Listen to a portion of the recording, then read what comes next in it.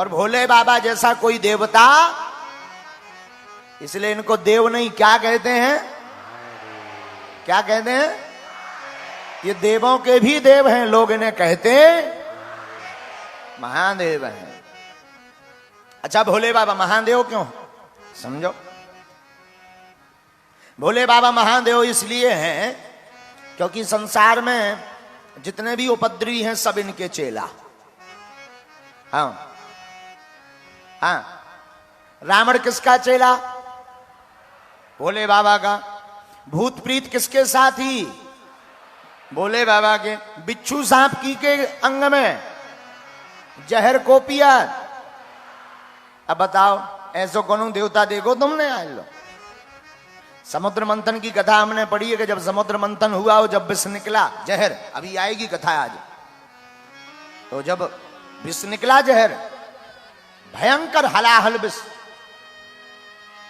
देवताओं ने कहा कि इसे किसे पिलाया जाए।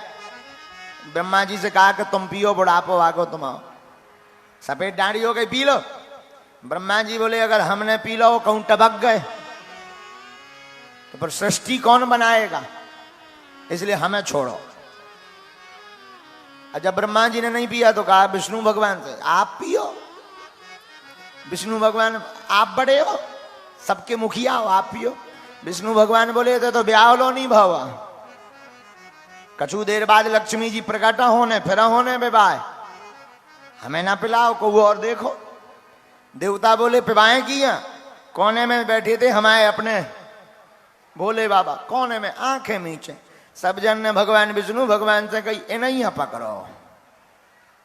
पहुंच गए सरकार, हे भोलेनाथ आपके जैसा तो कोई दूसरा देवता ही नहीं है, इसलिए आप देव नहीं महादेव। बोले बाबा समझ गए, बोले मस्करी मत मारो, सीधो सीधो बताओ क्या करना है। देवता बोले सरकार विष निकलो, विष पॉइजन जहर। बोले बाबा बोले सो क्या करें, पी जाओ।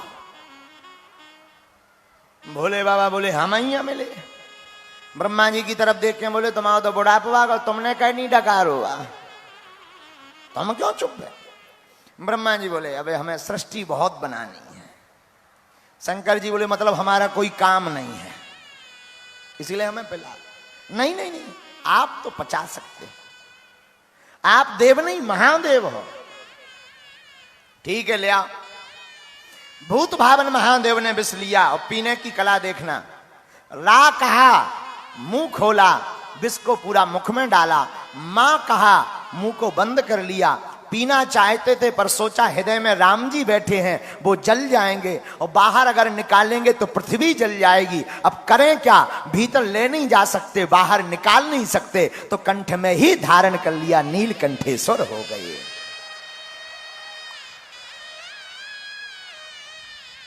इसलिए आपका एक नाम हो गया नीलकंठेश्वर। बोलो नीलकंठेश्वर भगवान की। कंठ तक भगवान भोले बाबा ले गए मुख से अंदर और पान कर लिया, कंठ में रख लिया, ना नीचे ले गए ना ऊपर।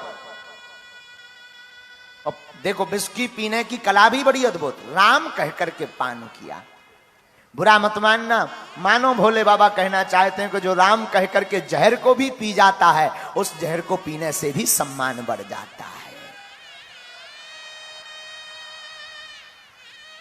आहा, इसलिए भोले बाबा देव नहीं कौन है।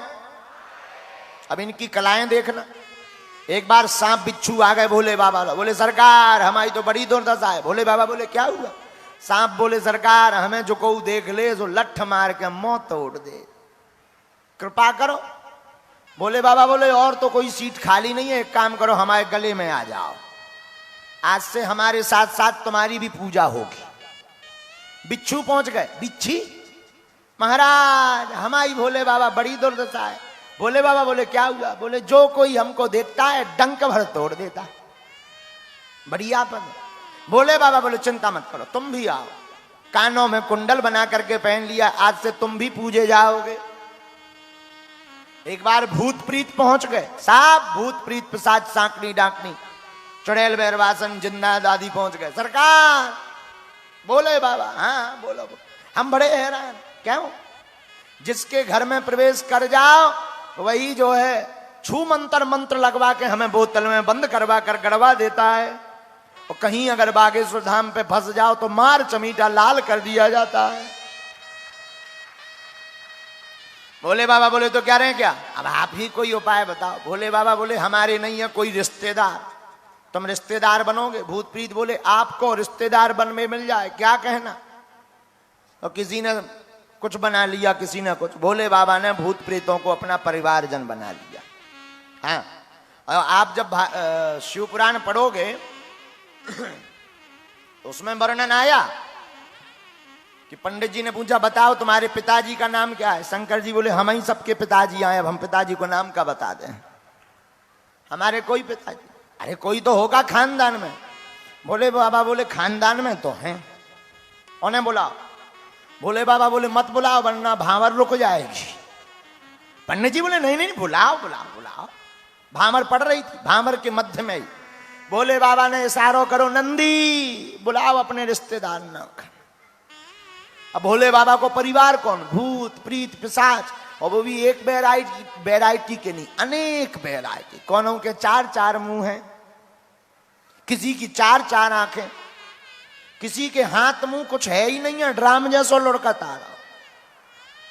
हाँ, एक भाई साहब तो बड़े गजब के, हाथ ही हाथ निकले, पांव है ही नहीं, गेंद जैसी लुढ़कत जा रहे।